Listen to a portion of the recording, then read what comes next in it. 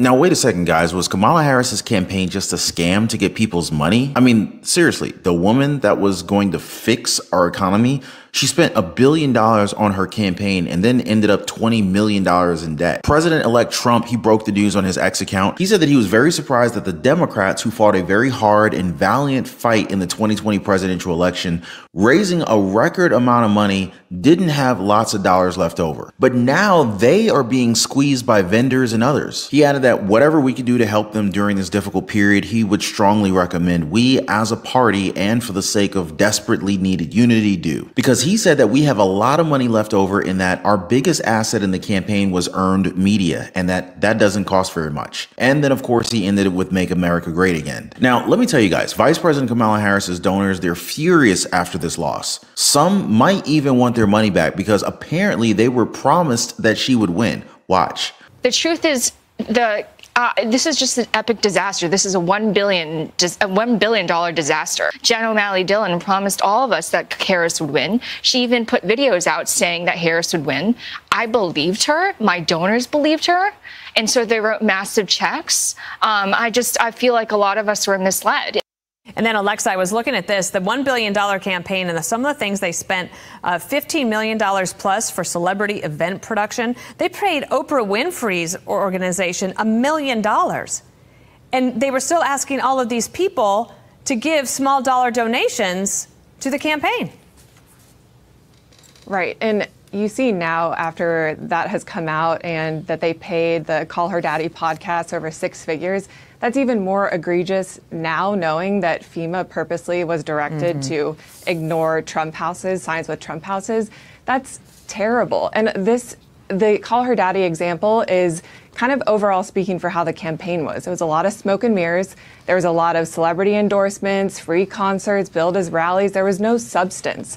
And so, the campaign, I think, wanted to coast on vibes, but vibes doesn't pay off your car loans. Yeah, vibes were like cotton candy. They melted on contact. Like my uncle told me on election night, the problem with socialism is that eventually you run out of other people's money. I mean, you guys remember when liberal media was arrogantly predicting a landslide Kamala Harris victory, right? Yeah, why don't we just go ahead and watch that clip right now, right? Please welcome back the next president of the United States.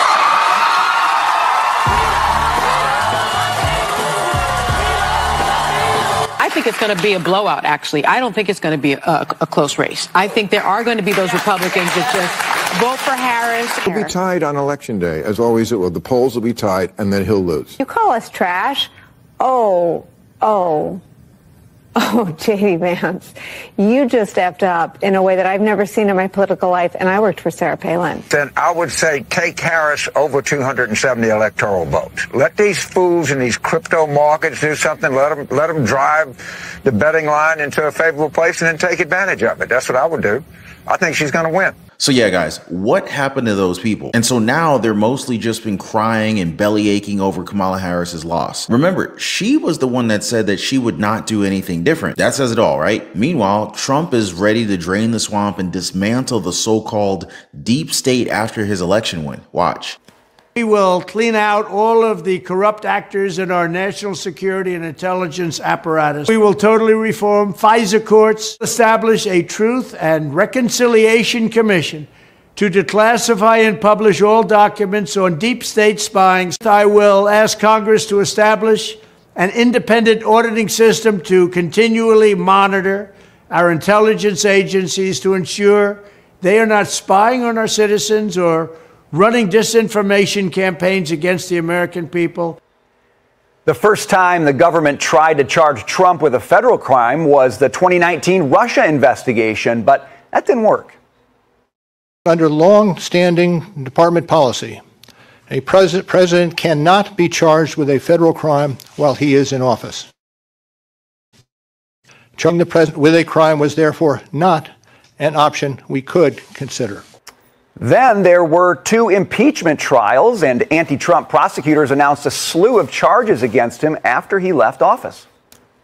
We are filing a lawsuit against Donald Trump for violating the law. Charging Donald J. Trump with felony violations of our national security laws, as well as participating in a conspiracy to obstruct justice. Charging Donald J. Trump with conspiring to defraud the United States, conspiring to disenfranchise voters, and conspiring and attempting to obstruct an official proceeding. The indictment brings felony charges against Donald John Trump. But now that Trump has been elected for the second time, Special Counsel Jack Smith is expected to wind down his prosecutions against the president-elect. And the judge in Trump's New York criminal trial is considering tossing out the felony conviction from earlier this year. So what does the deep state have in store for Trump this time around? Let's ask Gianno Caldwell what he thinks. I would call what they've pursued so far the spaghetti strategy. You throw everything you've got, impeachments, lawfare, none of it's worked. So I wonder what's left. What else are they going to do? Well, it's quite unfortunate for them. We know in the beginning, 2016, they spied on this campaign. It was legitimate. We know about the Russia hoax. We know about many other hoax that they tried to push up against them. Now, in that particular time frame, he had to run for a second term. So he was largely on defense with many of these issues. This time, he doesn't have to run for any office at all. So if you see some of the videos that are coming from Donald Trump talking about censorship and many of the things that he's going to do in his second term agenda, the deep state is scared. They got to be in fear because now it doesn't matter what you attempt to do. It won't work. The American people see it for what it's been, which is a sham across the many years. And they see him as the person who can actually make positive change for their lives. So Donald Trump is going to have, I think, a clean sweep once he gets well, and it seems it's the first thing that they need to look at is Kamala Harris's campaign raising $1 billion. But now apparently they're somehow in the hole for a whopping $20 million. Seriously? Yeah, something's not adding up there. As the New York Times reported at the time, the fundraising haul was historic because of the short period of time, just 3 months that it flooded in. But more importantly, it really didn't go anywhere useful, that is, because regardless of Kamala's massive campaign war chest, President-elect Donald J. Trump made history and became only the second former president to win a non-consecutive term. After surviving 2 assassination attempts on the campaign trail, Trump dominated Harris in battleground states to emerge as the president-elect. And he did so with far less cash. Tom Fitton, president of the conservative group Judicial Watch and a longtime Trump ally, he said it pretty well, saying that $1 billion paled in comparison to the increased prices Americans are seeing across the country. Voters weren't fooled. So now at this point, a lot of critics from both sides are kind of scratching their heads and they're wondering, where did all that money really go? The Harris campaign and its affiliated committees dropped more than $654 million on advertising from July 22nd to Election Day, whereas Trump spent $378 million or 57% less in the exact same category. Future forward, the $500 million ad testing factory and super PAC that supported Harris quickly became a reliable clearinghouse for checks from wealthy Democratic elites such as Reid Hoffman, George Soros, Michael Bloomberg, and Dustin Moskowitz. And anonymous donations, or so-called dark money, also benefited Harris at a faster and more substantial clip than Donald Trump did, thanks to all the lax federal laws that progressives usually criticize but are all too happy to exploit in 2024. The Harris campaign is trying to keep quiet about their spending as they recently declined to comment on its finances. But the truth always comes out in these things, especially as the Federal Election Commission mandates post-general election reports for candidates within 30 days. So far, what we know is that mid-October, the Harris campaign disclosed that it had spent over $880 million this election, almost $526 million greater than the roughly $354 million that the Trump campaign had disclosed spending. A lot of the Harris campaign's spending was allocated for digital media advertising, polling, and travel from state to state. Payroll and the taxes that accompanied it covered $56.6 million of the Harris campaign spending. Now, in comparison, the Trump campaign reported spending $9 million on payroll, so the president-elect had fewer staff members and still won a historic election. Now, a lot of people are criticizing Harris's spending on her army of consultants. Former Democratic Senator Claire McCaskill said Harris was listening too much to consultants. Sure enough, her army of political, digital, and media consultants, they were paid over $12.8 million. One vendor, Village Marketing Agency, received over $3.9 million and reportedly worked to recruit thousands of social media influencers to boost Harris online. A lot of other names were consulted in her campaign, including the likes of Precision Strategies, a Democratic-aligned marketing agency, Ethos Organizing, founded by former Ohio Democratic Party director Malik Hubbard, and the Biden-allied SKDK communications firm. Oh, but the real money sink in Harris's campaign was what they called event production. Translation, the star-studded lineup of celebrities and musicians from Lady Gaga to Katy Perry for an election eve rally. So the campaign spent more than $15 million for companies for such services. Can you imagine this, guys? $15 million for free parties and celebrity endorsers? Yeah, and they wonder why people call Democrats out of touch. And what good is a celebration if you had to pay for it? And don't forget, guys, they paid a whopping $1 million for Oprah Winfrey's Harpo Productions on October 15th in West Hollywood, California, allegedly. It's no wonder the media had no problems endorsing Kamala Harris. But really, guys, what really takes the cake here was Kamala Harris's campaign spending 6 figures on building a set for Kamala Harris's appearance on the popular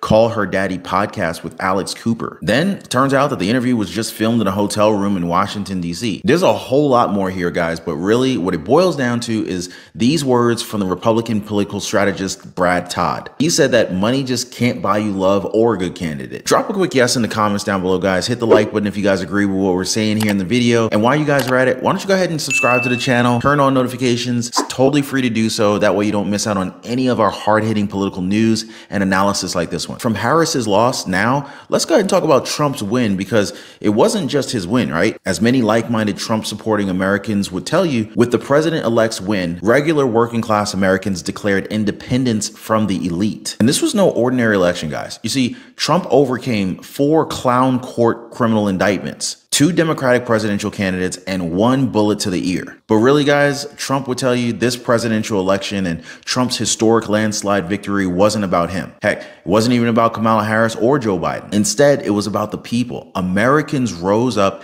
and pretty much declared independence from the centralized power of Washington, D.C. Now, like my uncle told me when Pennsylvania broke for Trump, the era of elite manipulation is now over. But just think about it, guys. These elites, they told us that crime was down, inflation wasn't a major issue, opioid deaths were declining, and immigration was under control. These were all lies, but we knew deep down inside that this wasn't true. The American people, they gave a massive FU to the establishment and then told them that we feel unsafe in the streets, are struggling to afford basic foods, and are mourning loved ones who have overdosed on fentanyl or have been harmed by.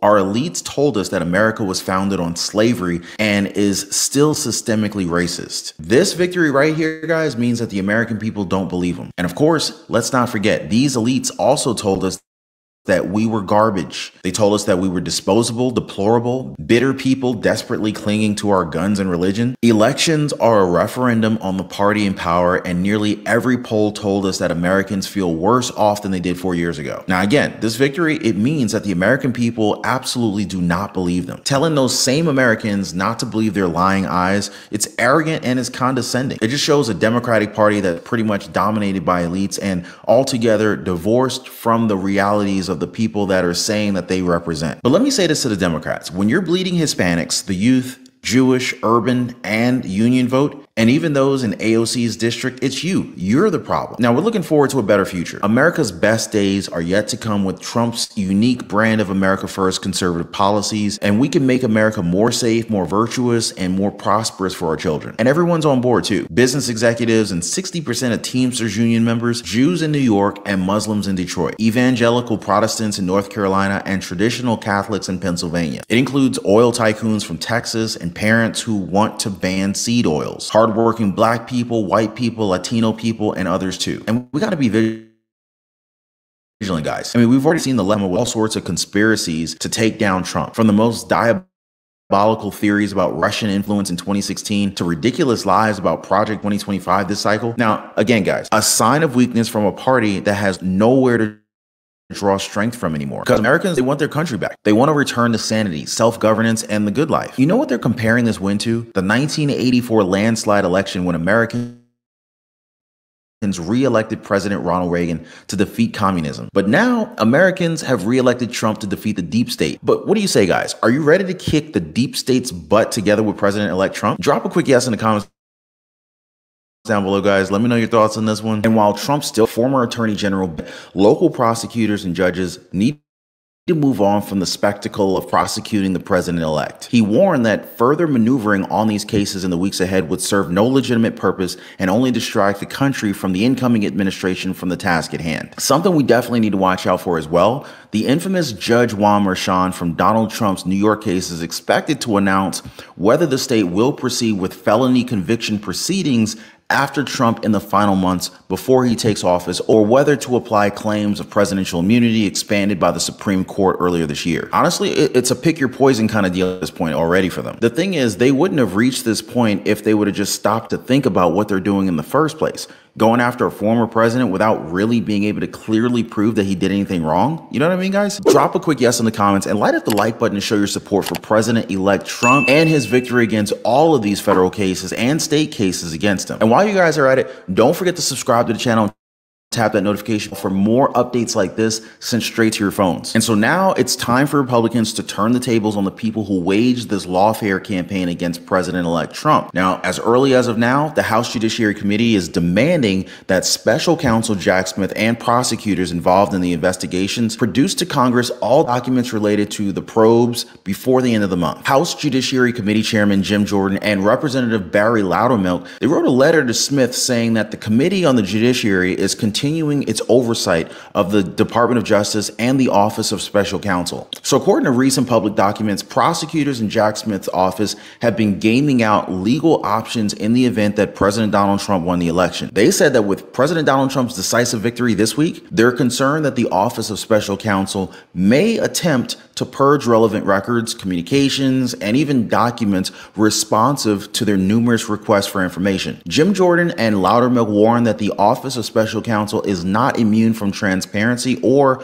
above accountability for its actions. So yeah, guys, it definitely looks like the shoe is on the other foot now, and it's Smith and the other prosecutors that are now facing investigations. Now, for one, Jim Jordan and Loudermilk are demanding Smith turn over information about the use of FBI personnel on his team and whether any of those FBI employees previously worked on any other matters concerning President Trump. Other requests include one for records relating to Smith and prosecutor Jay Bratt visiting the White House or executive office of the president, a request from September 2023 for records related to lawyer Stanley Woodward, who represented Trump aide Walt Nauta, and a request from December 2023 for communications between Attorney General Merrick Garland and the special counsel's team, and more. Now, Texas Attorney General Ken Paxton also submitted a Freedom of Information Act request to the Biden administration's Justice Department demanding that it provide records related to special counsel Jack Smith's corruption investigation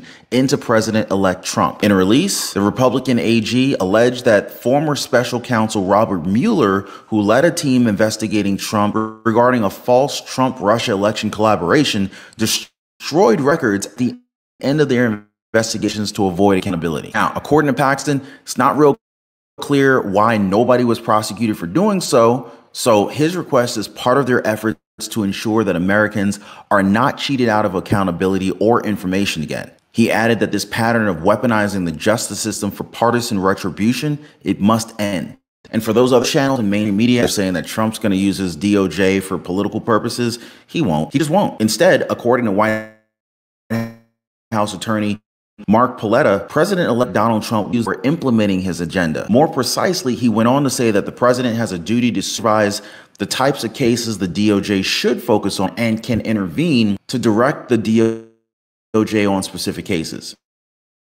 He is the duly elected chief executive, and he has every right to ensure that the executive. Paletta also gave examples of how Trump could use the DOJ during his next term, including directing the DOJ to significantly increase resources to prosecute criminals at the highest charging level, and also to seek maximum sentences, extending resources toward deportation efforts and against sanctuary cities who defy and obstruct federal law enforcement efforts. He also talked about the differences of how Democrats have been using the DOJ versus what Trump's going to be doing with the department. He said that just because you're a political opponent, it does not mean that one gets a free pass if you violated the law. Democrats, on the other hand, went after President Trump solely to punish him because he was a political opponent. And that was it. They invented crimes, twisted statutes, abused their offices and power, all to stop him and destroy him. Now, the president-elect is going to supervise and direct the DOJ to implement his agenda, which was voted on and supported by a landslide majority of the American people on November 5th. Special counsel Jack Smith just lost his job, and President-elect Donald Trump hasn't even taken office yet. I guess just too many people woke up and decided we don't want communism in the United States, huh? Seriously, guys, I'm so proud of Americans right now. We got rid of Kamala Harris's toxic brand of Marxism in our country, and now it's just a matter of time for draining the swamp for Donald Trump's presidential inauguration on January 20th. Word on the street is, guys, part of it is the justice system winding down his federal cases finally. But here's a breakdown. Check this out. Yeah, Chris, it's not a surprise that these cases can't go forward when Donald Trump takes office. What's interesting here is that the DOJ is moving to end them even before he takes office, citing the long-standing DOJ policy that sitting presidents can't be prosecuted. And there was some thought that maybe Special Counsel Jack Smith was going to sprint through the finish line, was going to work up until the last day, force Trump to fire him, wait till a new attorney general was appointed. But that does not appear to be the thinking inside the department. The thinking is that these cases can't go forward. There's no reasonable prospect of getting to trial within the 3 months before Donald Trump takes office. These cases are mired in legal issues that would be appealed all the way to the Supreme Court had Donald Trump lost the election. So now that he's won the election, DOJ officials are thinking that, look, there's just no room to move in these cases. And so the sensible thing to do is to figure out a way to wind them down. And it may— I mean, seriously, guys, now they're realizing that the sensible thing is to just like not go after Trump. I mean, we could have told them way back in 2020 with all these fake cases. But hey, this is what we've been talking about for a long time. I guess it just takes a while for them to really learn anything from the American people, huh? But if I'm being entirely transparent, I'm just glad that all of this crap is finally winding down. And we're not just talking about Jack Smith's case here. Former Attorney General Bill Barr is guessing that it's game over for President-elect Donald Trump's legal battles following his historic victory. Watch this. Former Attorney General Barr telling Fox Digital, quote, "The American people have rendered their verdict on President Trump and decisively chosen him to lead the country. They did that with full knowledge of the claims against him by prosecutors around the country. And I think Attorney General Garland and the state prosecutors should respect the people's decision and dismiss the cases against President Trump now." And Bill Barr joins us now. Attorney General Barr, always good to have you with us. You know, we have heard a little bit today from Letitia James, who appears dogged in her pursuit of bringing some sort of justice to former President Trump and the next president of the United States. How do you think this is going to play out with her and with Jack Smith and with President Biden? I don't think the president really is going to have any legal problems going forward. These cases are not going to go forward, neither the federal cases nor the state cases against the president. So I think it's really a question of how these governments, the federal government, the Justice Department, is going to dismount from the limb it's gotten itself out on. I think all cases are a matter of discretion. There's no rule that says just because you can make a case or think you can make a case or put a case together, you have to pursue it. It's always a question of what's in the best interest of the country. And in these situations, there's no doubt in my mind that the best interest of the country are served by them dismissing the case. They're not going to be able to go forward with it while he's a sitting president, either the federal cases or the state cases, because we don't want these kinds of things distracting the chief executive from dealing with the people's business. And the cases are very weak cases. After they were brought, there were a number of appeals court decisions and Supreme Court decisions that essentially shot at their cases full of Swiss cheese. And they're not compelling cases, and trying to pursue them after the president leaves office would involve years and years of arcane litigation over legal doctrines, because these cases are not meat and potato criminal cases. They're very novel cases, raise all kinds of constitutional issues. And at the end of the day, the juice is not worth the squeeze as far as the public interest is concerned. You heard him, guys. The juice is just not worth the squeeze. I just really wish that they would have realized this so much sooner. My uncle says Smith should be made to pay back all the tax money that was wasted on this BS. I mean, think about it, guys. All the millions, maybe even billions of taxpayer money, all going after former President Donald Trump or President-elect Trump. But what do you guys think? Now, one thing is for sure, the whole despicable lawfare campaign was definitely not a good look on Democrats. Former Scalia and Thomas Law clerk Chris Landau, he said it backfired on them massively. Watch. Again, a 50-50-ish chance that Judge Merchan will impose a prison sentence as opposed to a probation sentence. But even if the judge does hold this sentencing on November 26th, and even if the judge says, I hereby sentence you to X in prison, Donald Trump's not going to serve that time while he's in transition as he is now, or certainly while he's president. Well, certainly while he's president, leaving open the possibility that, if they're salivating over this, that somehow the statute of limitations for these absurd cases is paused, and then Trump goes off in an orange jumpsuit after he has a successful second term. This is insanity. Joining me now, Chris Landau, former Supreme Court clerk, former ambassador to Mexico. Chris, we've been covering this, it seems like forever, together. Respond to that, this quixotic dream of still putting Trump in prison. Listen, the hardcore, that's the way I guess they put themselves to sleep, with those dreams of him in an orange jumpsuit. But Laura, I think the good news, big headline, is that lawfare backfired massively on the Democrats in this election season. This was going to be their magic wand to try to get rid of Donald Trump for once and for all. And if anything, it just made him stronger. And I think it's so healthy for our political system to have lawfare decisively repudiated in this way. Oh, Fani Willis got reelected. I didn't even know she was up for reelection, Chris, but apparently she got reelected handily. But American people, I think in general, they want to determine things at the ballot box. And all of this looked like a giant pile-on from the beginning. Yet there is talk among some of these so-called legal experts on the other networks of pausing the statute of limitations. Is that even possible? Well, this is all garbage. I mean, look, again, like, these legal experts can talk to each other. I mean, these cases were on life support before Trump won the election. One of the two federal cases had already been thrown out by the judge because Jack Smith's appointment was unconstitutional.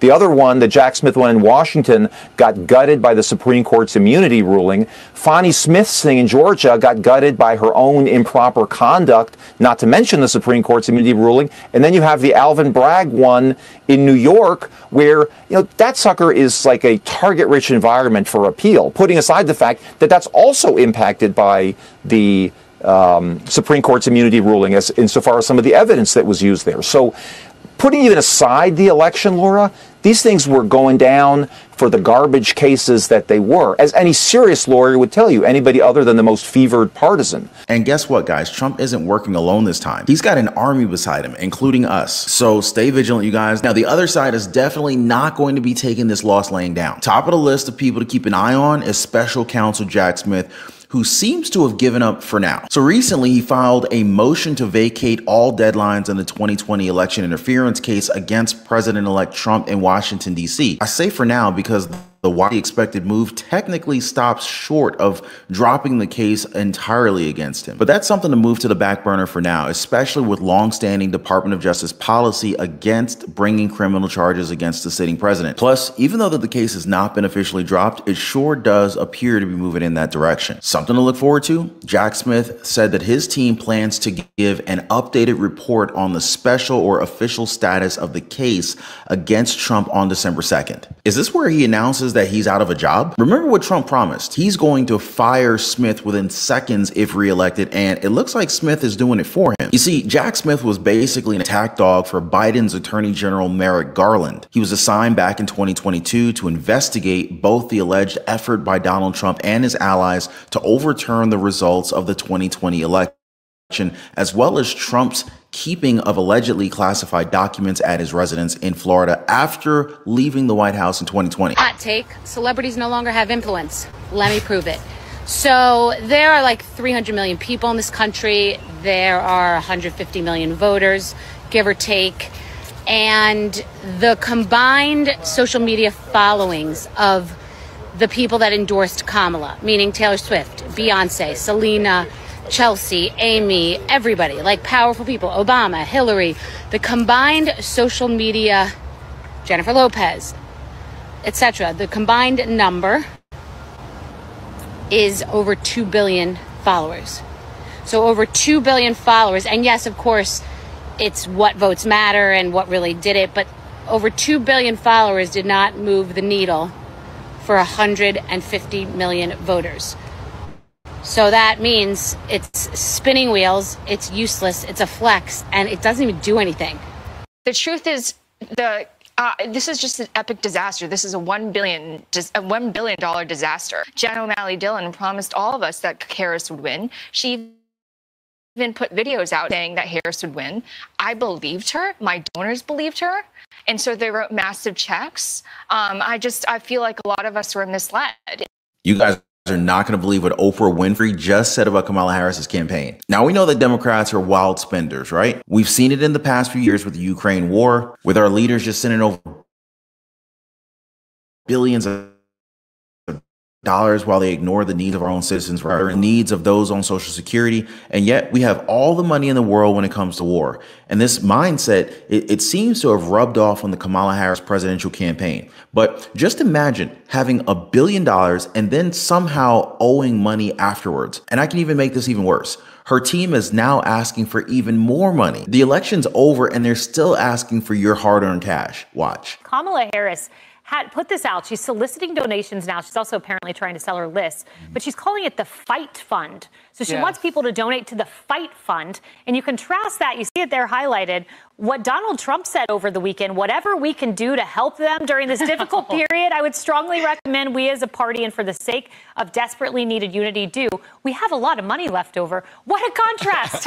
I thought that was perfect. I mean, it was just chef's kiss. I mean, it really was. And honestly, a lot of these left-wing groups seem to have this issue. I mean, even Black Lives Matter groups have been caught up in a lot of misappropriation issues. Down in Georgia, where I'm from, Stacey Abrams and her campaign had some issues there, some of her nonprofits, and then here we have Kamala Harris, $1 billion blown through all of it. And I think, as Cheryl was saying, I mean, these small dollar donors who don't have much, who gave something to the campaign, and you have Oprah, a billionaire, saying, you donate to the, chip in $5, $10, telling them to give the little they had to the campaign, and Oprah's turning around making $1 million check off the campaign. I mean, that is a scandal. And I think a lot, especially young people, are realizing this was a farce. Like your favorite influencer, your favorite celebrity who came out in support of Kamala Harris, they were all getting paid off, right? I mean, this was not, they didn't do it out of the kindness of their heart. They didn't do it for free. I guess these celebrities didn't think that this was a cause worth fighting for. So most of them got their money up front. A scandal that's really making Oprah mad. So here's what Oprah Winfrey had to say when she was confronted about the money that she made off with in this year's election. Watch. Hey Oprah, good morning. How are you, darling? You looking very good. How do you think the election went? Not talking about the election. Thank you very much. Oh, is it true that they paid you $1 million for the endorsement for Kamala? Not true. Not true, okay. I was paid nothing, ever. What do you think about all the celebrities with their mass exodus? I'm not talking about it. Do you think Prince Harry's gonna lose his visa now that Trump's president? Thank you, Oprah. Now, of course, they don't want to talk about the election now, right? Because they've been embarrassed by a businessman, a guy who still has money left over from his campaign. Meanwhile, you got Oprah Winfrey straight up dismissing the thought that she got paid for appearing at a Harris event. Now, remember, guys, these folks, they're not middle class at all. These celebrities are freaking millionaires. Some of these celebrities are billionaires. You got Oprah Winfrey, she's a billionaire. You got Jay-Z, he's a billionaire. Beyonce is a billionaire. Bill Gates is a billionaire. Oprah Winfrey is just one of the big names that showed up here. But her saying that it's a lie that she was paid is next level gaslighting, yo. Jordan Belfort's an entrepreneur and the original Wolf of Wall Street. Was the Kamala Harris campaign a little bit of a Ponzi scheme, Jordan? Listen, I don't want to accuse anyone of anything. I don't want to get in trouble, Jess, but it seems more like a giant money laundering operation more than anything. I mean, you take in this massive amount of money, right? I mean, okay, like Oprah, I'm really shocked about Oprah. Like, what? does Oprah need $1 million? Like, I thought she was doing it because she believed in it. But here's the thing, there's laws against make false statements, but also material omissions of fact. They were keeping everybody in the dark about how bad things were. They're just basically, painting this rosy picture when meanwhile, it's like, they're all in quicksand, sinking really fast. And they're trying to get people to give more and more and more. All right. And I bet this really comes out. You're going to see that there were massively inflated salaries for all the consultants and consultants who hired more consultants. Not to change. By the way, what were they thinking? $450,000 to be on the Sphere. Who's going to vote for her because she's on the Sphere? I mean, someone's going to walk by and say, oh, look at her face. I got to vote for her. I mean, the whole thing is so insane. A report from the Washington Examiner reveals that Harpo Productions was paid $1 million for the Unite for America event. And if it wasn't clear, Harpo spelled backwards is Oprah. It's her production company. So is she lying about her not getting paid, or is this just wordplay? Now, speaking of which, the tune within some Democrats may have actually changed. Before this win, people were calling Trump all kinds of names. By the way, guys, if you guys are appreciating the content, hit the like button, subscribe to the channel. I totally appreciate you guys. So the fear instilled in the people was very real. But now that he's president-elect, the narrative has changed a little bit. A good example would be Charlemagne. Watch. I think that she should keep calling Donald Trump a fascist. And I think that Americans need to keep looking at the rhetoric of Donald Trump, because I don't know why we're even thinking about electing somebody who's talking about putting people in camps. I don't know why why we want to elect somebody who's talking about mass deportation. I don't know why we're having this conversation about somebody who wants to terminate the Constitution. Don't y'all find it strange that now that he's won, they're not calling him a threat to democracy? They're not calling him a fascist. I mean, damn, on Monday. They're not calling him anything. They can. On Monday, they was just calling him that. I would think that, if you really believe that, then somebody's speech would be about how America effed up and how things are about to be really bad. He's the most powerful man in the world now. It just makes you wonder how much of it did they really believe, or how much of it was just politics. So here's the deal, guys. Not all the country is stupid enough to believe whatever's on TV, right? Nor do they all instantly believe that celebrities have a say. Who's actually listening to Taylor Swift for political guidance? I'm not, because there's a fine line between being informed and being influenced. Are you guys listening to J-Lo for political advice? Yeah, I didn't think so either. I know that a lot of you guys watching this show right now are pretty informed. You're not easily influenced with glitz and glamour. This is something that our country desperately needs at this time. But what do you guys think about this? Are any of you guys planning on sending money to Kamala Harris's campaign anytime soon? Y'all let me know down below. She should probably get in touch with some of these stars to get them to give some of that money back. What do y'all think? Because most of them are now crying on TV that Trump's the president. Well, guys, the great wealth transfer is in full effect. And, whether it's Donald Trump that ends up winning the election, or if it's Kamala Harris, oh God, we're in a world of a pickle, as my grandfather would say. Our freedoms are being stolen, guys. Credit card companies are out to get us. And if you don't understand the game, well, you end up getting played by the game. Now, if you're anything like me, guys, you were probably out of shape, maybe in debt, living paycheck to paycheck, and just feeling like the system is just completely taking advantage of you. I remember for a long time, I could rarely ever get any time to spend with my wife. And it's kind of funny because where I used to work with a lot of married men, and a lot of married men would always complain about their spouses as if they really just didn't even like their spouses, which is sounding like a pretty horrible situation. But that was the case for many of them. They didn't like who they were married to. But I was different. Anyway, through trial and error, through a lot of pain, I figured out how to lose a lot of weight and actually get in shape. And guys, to no longer be living paycheck to paycheck, figuring out how to get the credit cards to pay me, the power of a strong credit score. I pay thousands less per year for the same house as my neighbor just because my credit is better than his is. And this is not to brag. I mean, but this is the truth. The banks are literally taking advantage of the poor. It's like the people who can least afford it, they're charging the